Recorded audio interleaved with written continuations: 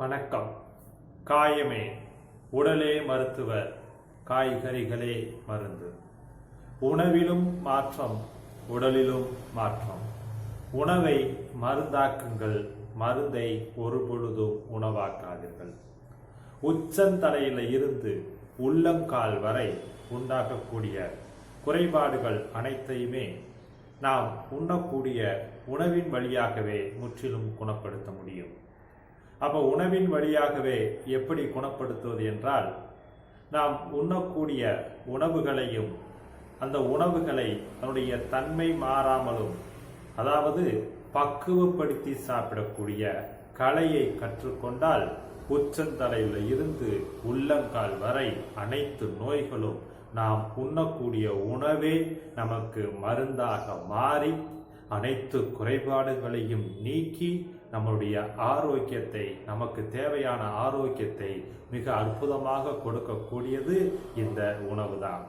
அப்ப யார் ஒருவர் உணவை மருந்தாக்கும் கலையை கற்று தெரிந்து வைத்திருக்கிறார்களோ அவர்கள் அனைவருமே ஆரோக்கியமானவர்கள். அப்போ நீங்கள் தேர்ந்தெடுக்கக்கூடிய உணவுகளை, அதாவது காய்களையும் கீரைகளையும் அதனுடைய தன்மை மாறாமல், காய் காயாக இருக்க வேண்டும், கீரை கீரையாகவே இருக்க வேண்டும். ஆனால் இரண்டும் சாப்பிடக்கூடிய பக்குவத்தில் இருக்க வேண்டும். அந்த காய்களிலும் கீரைகளிலும் இருக்கக்கூடிய சத்துக்கள் முழுமையாக அழிக்கப்படாமல், அதில் இருக்கக்கூடிய சத்துக்கள் அனைத்தையுமே ஒருங்கிணைக்கப்பட்டு சாப்பிடக்கூடிய பக்குவத்தில் நீங்கள் அந்த உணவை பக்குவப்படுத்தக்கூடிய முறையை கற்று அறிந்திருந்தால் ஒவ்வொருவரும் ஆரோக்கியமானவர்கள்ங்கிற இயற்கையினுடைய தத்துவத்தின் அடிப்படையில் நாம் தினமும் ஒரு மருத்துவ சிந்தனை பார்த்து கொண்டிருக்கின்றோம். இன்றைய மருத்துவ சிந்தனைங்கிற தலைப்பில் தினம் ஒரு கசாயம் பார்த்து கொண்டிருக்கின்றோம். தினம் ஒரு கசாயங்கிற தலைப்பில் நமது வீட்டுக்கு அருகாமையில் கிடைக்கக்கூடிய, எளிதாக கிடைக்கக்கூடிய, அன்றாடம் நம்மளுடைய புழக்கத்தில் இருக்கக்கூடிய அந்த கீரைகளை எடுத்து கசாயமாக தயாரித்து நமது உடம்புல ஏற்படக்கூடிய உடல் உபாதைகளுக்கு உடனடி நிவாரணத்தை கொடுக்கக்கூடிய ஒரு மருந்தாக இந்த கீரை கசாயம் பயன்படுகிறது. அது எப்படி நாம் தயாரிக்கும் முறை என்பதைத்தான் தினந்தோறும் ஒரு கீரையை வைத்து ஒரு நோய்க்கு கசாயம் செய்யக்கூடிய முறையை அறிந்து வந்து கொண்டிருக்கின்றோம். அதன் அடிப்படையில் இன்றைக்கு நாம் பார்க்கக்கூடிய ஒரு கீரை, இந்த கீரையை பார்த்தீங்கன்னா இரவு வேளையில், அதாவது பொதுவாகவே முன்னோர்கள் சொல்லியிருப்பார்கள், கீரைகளை இரவு வேளையில் சாப்பிடக்கூடாது என்று சொல்லியிருப்பார்கள். ஆனால் இரவு வேளையில் சாப்பிடுவதற்கு என்றே ஒரு 5 வகையான கீரைகள் பரிந்துரைக்கப்படுகின்றது. அந்த 5 வகையான கீரைகளில் இன்றைக்கு நாம் பார்க்கக்கூடிய ஒரு கீரை மிக மிக முக்கியமானது. அப்படி என்ன அந்த கீரை என்று கேட்டால், அதுவும் இரவு வேளை சாப்பிடுவதற்கு என்று சொல்லப்படக்கூடிய அந்த கீரை எந்த கீரை என்று கேட்டால், உங்கள் அனைவருக்குமே நன்றாக அறிந்து தெரிந்த ஒரு கீரை புதினா கீரை தான். புதினா என்பது ஒரு கீரை வகையை சார்ந்ததுதான். அப்ப இந்த கீரையை வைத்து நாம் ஒரு கசாயம் தயாரிக்க போகின்றோம். இந்த கசாயம் எதற்கு என்று கேட்டால், குளிர் காய்ச்சல், இப்ப காய்ச்சலுடன், அதாவது குளிருடன் கூடிய காய்ச்சலினால் துன்பப்பட்டு இருப்பார்கள் இல்லையா? அப்போ குளிருடன் கூடிய காய்ச்சலினால் துன்பப்படுபவர்களுக்கு அந்த குளிர் காய்ச்சலிலிருந்து விடுபடுவதற்கு உதவக்கூடிய ஒரு உணவாகவும் மருந்தாகவும் பயன்படக்கூடியதுதான் இன்றைக்கு நாம் பார்க்கக்கூடிய புதினா கசாயம். புதினா எல்லாத்துக்குமே தெரியக்கூடிய ஒரு கீரை. நீர்ப்பாங்கான இடங்களில் நன்கு செழித்து வளரக்கூடிய ஒரு கீரை இந்த புதினா கீரை. நாம் அன்றாடம் பயன்படுத்தக்கூடிய உணவுல கட்டாயமாக சேர்க்கக்கூடிய ஒரு கீரை இந்த புதினா கீரை. அப்ப இந்த புதினா கீரையை பொறுத்தளவுல புரதச்சத்து நிறைந்திருக்கிறது, நார்ச்சத்து நிறைந்திருக்கிறது, கொழுப்பு சத்து நிறைந்திருக்கின்றது, மாவு சத்து நிறைந்திருக்கின்றது. வைட்டமின் சி நிறைந்திருக்கின்றது, வைட்டமின் பி காம்ப்ளெக்ஸ் நிறைந்திருக்கின்றது, பாஸ்பரஸ், இரும்பு போன்ற தாது உப்புக்களும் நிறைந்து இருக்கக்கூடிய இந்த புதினாவை நாம் தினந்தோறும் சமையலில் பயன்படுத்திக் கொண்டிருக்கின்றோம். ஆனால் தவறான முறையில் நாம் சமையலில் பயன்படுத்தி கொண்டிருப்பதனால் அந்த புதினாவினுடைய பலன் நமக்கு முற்றிலுமாக தெரிவது கிடையாது. அப்ப இந்த புதினாவும் சரி, கருவேப்பிள்ளையும் சரி, கொத்தமல்லியும் சரி, நீங்கள் சமையல் செய்து முடித்ததுக்கு பின்பு அடுப்புல இருந்து இறக்கி வச்சதுக்கு பின்பு அப்புறமேல் நிறைய அள்ளி போட வேண்டும். கருவேப்பிள்ளையோ புதினாவையோ கொத்தமல்லியோ கிள்ளி போடக்கூடாது, அள்ளி போட வேண்டும். அப்ப அந்த உணவு சமைத்ததுக்கு பின்பு இறுதியில் தான், கொதிநிலையில் இல்லாத பட்சத்துல இந்த கருவேப்பிள்ளையும் கொத்தமல்லியும் புதினாவையும் நன்றாக அலசி நீங்கள் கிள்ளி போடாமல் அள்ளி போட்டு சாப்பிட்டு பாருங்கள். அந்த உணவினுடைய ருசியும் மாறுபாடு ஏற்படும். அதுல சேர்க்கக்கூடிய இந்த கீரைகளும் மருத்துவ குணம் நிறைந்ததுனால ஒரு மிகப்பெரிய உடல் சார்ந்த உபாதைகளிலிருந்து விடுபடுவதற்கும் உடலுக்கு ஒரு ஆரோக்கியத்தை கொடுக்கக்கூடியதாகவும் இருக்கும். அப்ப இவ்வளவு அற்புதம் வாய்ந்த இந்த புதினா, இந்த தலைவலியினால் தொடர்ந்து தீராத தலைவலியினால் படுத்துக்கொண்டே இருப்பார்கள், பாதிக்கப்பட்டிருப்பார்கள் இல்லையா, அந்த தொடர்ந்து தலைவலியினால் பாதிக்கப்பட்டு இருப்பவர்கள் தினந்தோறும் உணவுல இந்த புதினாவை பச்சையாக சேர்த்து சாப்பிட்டு வந்தாங்கன்னா அந்த தலைவலியிலிருந்து விடுபடுவதற்கு ஒரு அருமருந்தாக விளங்கக்கூடியது இந்த கீரை தான். அப்ப இவ்வளவு அற்புதம் வாய்ந்த ஆற்றல் நிறைந்த இந்த புதினா கீரையை வைத்து இன்றைக்கு நாம் ஒரு கசாயம் செய்யலாமா? அப்ப இன்றைக்கு இந்த கசாயத்திற்கு பெயர் என்ன வைக்கலாம்? புதினா கீரை மஞ்சள் கசாயம்.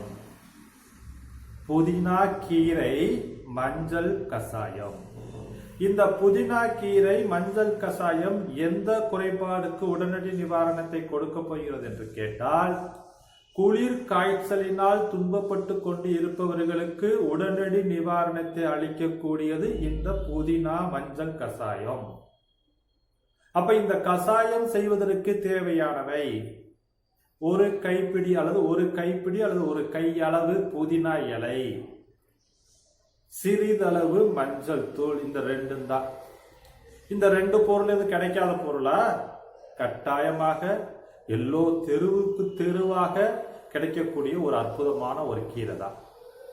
அப்ப இந்த புதினா கீரை மஞ்சள் கசாயம் செய்வதற்கு இரண்டு பொருட்கள். அவை ஒரு கையளவு புதினா இலை, சிறிதளவு மஞ்சள் தூள். எடுத்தாச்சா? இப்ப செய்முறை பார்க்கணும்.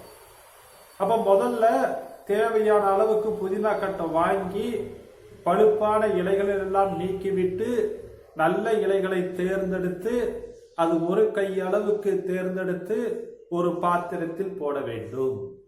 முதல்ல என்ன செய்யணும்? புதினா இலையை தேர்ந்தெடுத்து ஆய்ந்து சுத்தப்படுத்திய அந்த புதினா இலைய ஒரு பாத்திரத்தில் போட்டு அதுல சிறிதளவு ஒரு 3 சிட்டிகை அல்லது 4 சிட்டிகை மஞ்சள் தூளை சேர்த்து ஒரு 1.5 செம்பு அல்லது ஒரு 750 மில்லி அளவுக்கு தண்ணீர் ஊற்றி 500 இருந்து 750 மில்லி அளவுக்கு தண்ணீர் ஊற்றி நன்றாக கொதிக்க வைக்க வேண்டும்.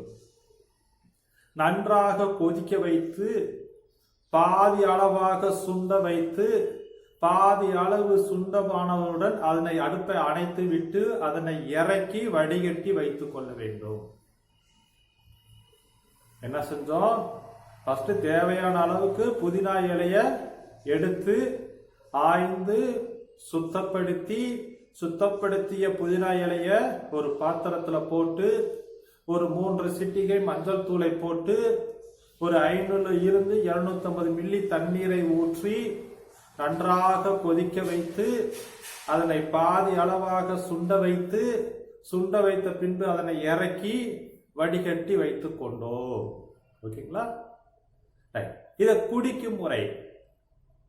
இது காய்ச்சலினால் பாதிக்கப்பட்டவர்கள், குளிர் காய்ச்சலினால் பாதிக்கப்பட்டிருக்கும் பொழுது, அப்ப நீங்கள் எடுத்துக்கொண்டிருக்கின்ற அந்த மருந்து மாத்திரைகளை விட இந்த கசாயம் மிக அற்புதமான பலனை தரும்.